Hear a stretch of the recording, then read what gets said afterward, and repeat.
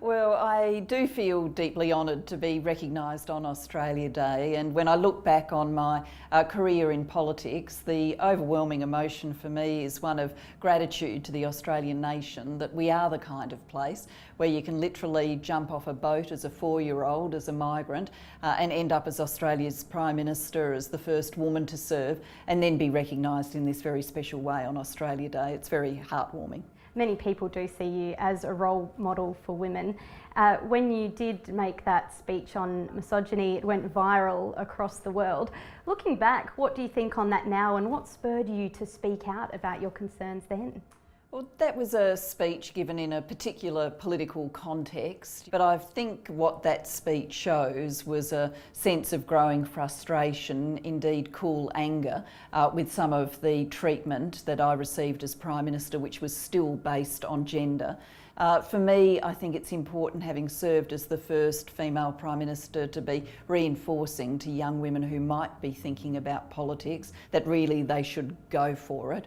Whilst there are still some gendered bits, really, the opportunity you get to shape your nation, to do things that you believe in, is more important than anything else, and that's what I take with me from the experience. I did want to touch on that. During your farewell, you did say that you hoped your experience would make it easier for the next woman and the woman after that.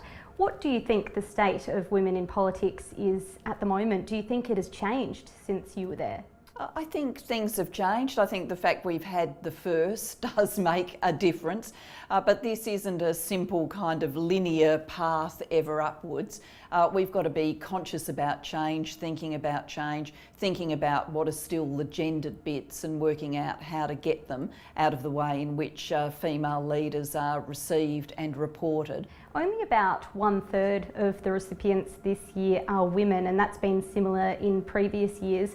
What are your thoughts on that? Well, I of course would like to see that equalised. I mean, all of this, it seems to me, whether we're talking about politics or business or awards, you know, if you believe, as I do, that merit is equally distributed between the sexes, and you look at anything and you're not seeing basically half men and half women, then that's got to tell you that there are women of merit who are missing out. Do you think we still do have a way to go in Australia? I think if you're not seeing, you know, when I look at our great nation, I think women are contributing to its building equally to men.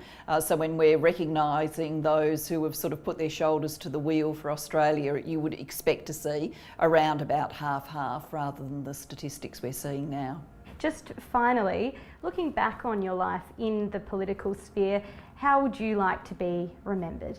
I'd like for people to recognise that I went into politics driven by a sense of purpose, by wanting to see change, and through some easy days and through some more difficult days, I think I stayed true to that. Gillard, thank you for joining us. Thank you very much.